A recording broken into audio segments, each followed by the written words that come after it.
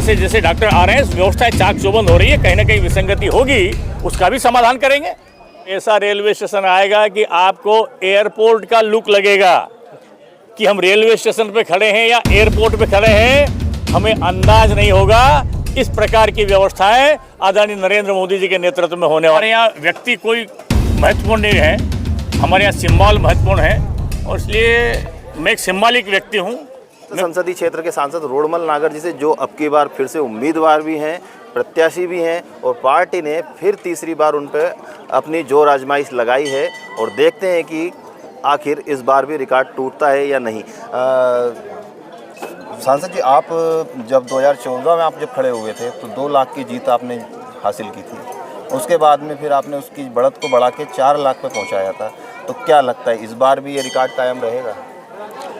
देखिए, Bharatiya Janata party record बनाती है और भारतीय जनता पार्टी का रिकॉर्ड भारतीय जनता पार्टी ही तोड़ती है और इसलिए चाहे 2014 हो, उस समय 2.25 लाख 2,27,000 थे, 2019 हो, उस समय 4,47,000 थे और इस बार भी भारतीय जनता पार्टी का रिकॉर्ड भारतीय जनता पार्टी के कार्यकर्ताओं के परिश्रम से, केंद्रीय नेतृत्व के आशीर्वाद से भारतीय जनता पार्टी ही उस रिकॉर्ड को तोड़ेगी।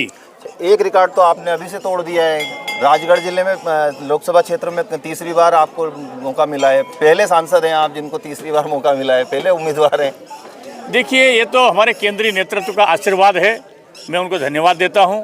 भारतीय जनता पार्टी का नेतृत्व, ये हमारे यहाँ व्यक्ति कोई महत्वपूर्ण नहीं है, हमारे यहाँ सिंबल महत्वपूर्ण है और इसलिए मैं एक सिंबॉलिक व्यक्ति हूँ, मैं कोई अपने आप में व्यक्ति नहीं हूँ। एक और आपसे चर्चा करेंगे। बताते हैं कि जिला अध्यक्ष जो हैं राजगढ़ के भारतीय जनता पार्टी के, वो भी हमारे साथ में है। एक रिकॉर्ड उन्होंने भी तोड़ा हुआ है कि उनकी अध्यक्षता में 5 विधानसभा सीटें हैं और 5ओं पे भी भारतीय जनता पार्टी ने अपना परचम लहराया है। तो क्या लगता है लोकसभा में कोई रिकॉर्ड तोड़ेंगे?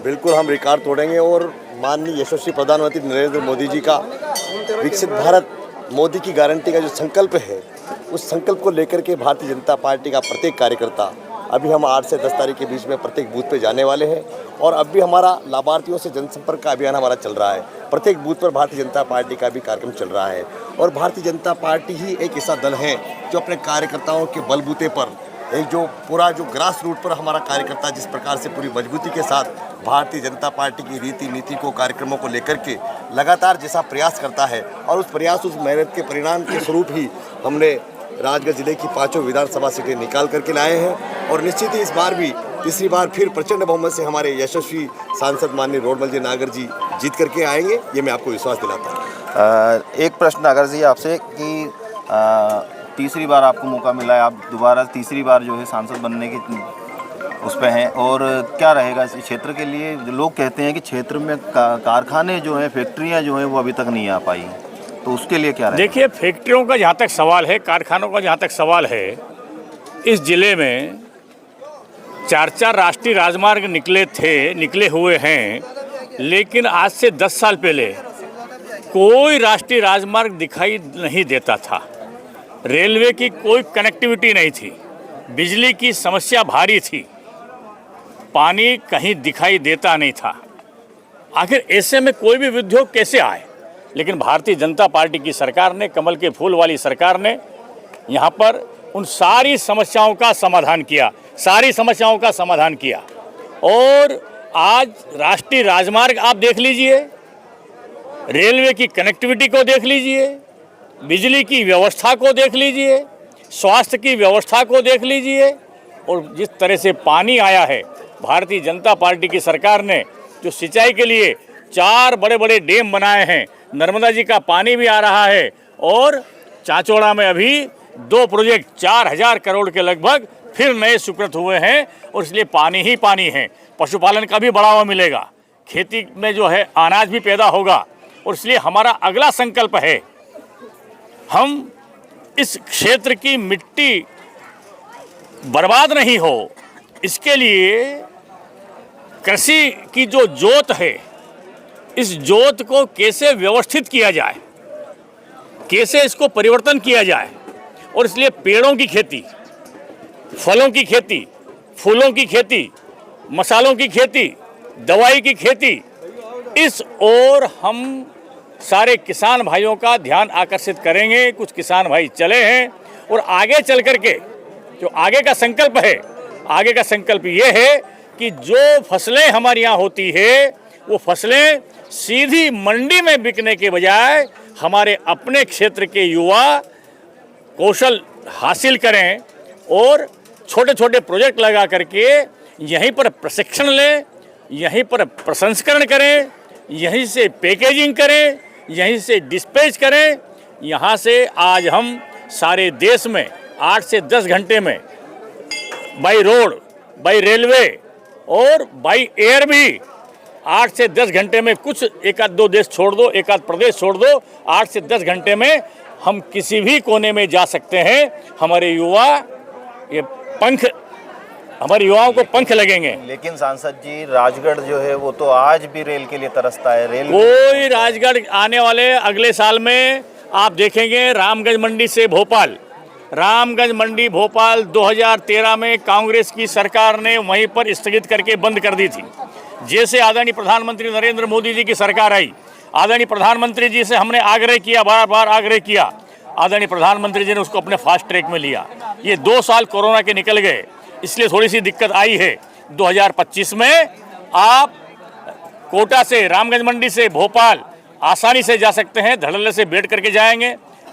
इसका दोहरीकरण किया है, मक्सी रूठियाई का दोहरीकरण किया है, विद्युतीकरण किया है, दोहरीकरण के हम लगे हुए हैं और ब्यावरा बड़ा हब बनने वाला है रेलवे का। हाईवे के सारे चाक चौबंद हो गए हैं और इसलिए ट्रांसपोर्टेशन की कोई समस्या नहीं है। इन सारी समस्याओं का समाधान हो चुका है, केवल काम होना बाकी है। सारी जमीन अधिग्रहण हो गई है, पूरा बजट आ गया है, काम युद्ध स्तर पर चल रहा है। आप और हम चल करके देखेंगे किस गति से काम चल रहा है। एक और सवाल उठता है स्वास्थ्य व्यवस्थाओं को लेकर के। जिले में स्वास्थ्य व्यवस्था की कोई अच्छी सुविधा नज़र नहीं आती। देखिए, स्वास्थ्य व्यवस्थाओं की सुविधा किसी ज़माने में बिल्कुल नहीं थी, बिल्कुल नहीं थी। लेकिन हर 5000 की आबादी पर हमने एक उप स्वास्थ्य केंद्र बनाया है, हर 5000 की आबादी पर, ताकि लोगों को वहाँ छोटी छोटी जो समस्याएं आए उन समस्याओं का समाधान हो। और इतना ही नहीं, हर जो ब्लॉक स्तर हैं वहाँ पर हमने जो है अच्छे बड़े बड़े अस्पताल विकसित किए हैं। कोरोना के बाद तो अमूलचूल परिवर्तन आया है। और मेडिकल कॉलेज जैसी सौगात आदरणीय प्रधानमंत्री जी ने हमें दी है और वो मेडिकल कॉलेज भी हमारे यहाँ काम चल रहा है, कुछ समय में बन जाएगा।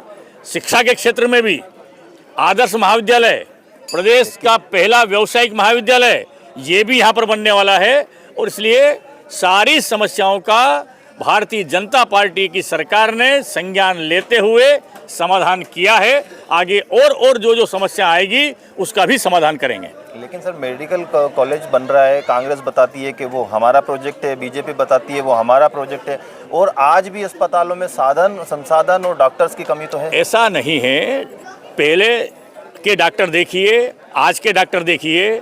जितने मेडिकल कॉलेज 2014 में थे, जितनी सीटें 2014 में मेडिकल कॉलेज की थी, उससे सवाए मेडिकल कॉलेज इन 10 साल में बने हैं। और इन 10 सालों में उन सीटों की भी व्यवस्थाएं सवाई हुई है। और इसलिए जैसे जैसे डॉक्टर आ रहे हैं, व्यवस्थाएं चाक चौबंद हो रही है, कहीं ना कहीं विसंगति होगी, उसका भी समाधान करेंगे। यानी कि कुल मिला के अगर जीत की हैट्रिक बलकती है तो उसके बाद में क्षेत्र में कारखाने भी आएंगे, मेडिकल कॉलेज भी आएगा, रेलवे लाइन भी आएगी और रेलवे स्टेशन भी आएगा। बिल्कुल, रेलवे स्टेशन भी आएगा और ऐसा रेलवे स्टेशन आएगा कि आपको एयरपोर्ट का लुक लगेगा कि हम रेलवे स्टेशन पे खड़े हैं या एयरपोर्ट पे खड़े हैं, हमें अंदाज नहीं होगा। इस प्रकार की व्यवस्थाएं आदरणीय नरेंद्र मोदी जी के नेतृत्व में होने वाली है। धन्यवाद। तो दोस्तों, ये थे राजगढ़ जिले लोकसभा क्षेत्र के सांसद रोड़मल नागर, जो कि वर्तमान में उम्मीदवार भी हैं और भारतीय जनता पार्टी ने तीसरी बार इन पर अपना विश्वास जताते हुए इन्हें तीसरी बार चुनावी मैदान में उतारा है। राजगढ़ से कैमरामैन अशोक के साथ अरुण श्रीवास्तव।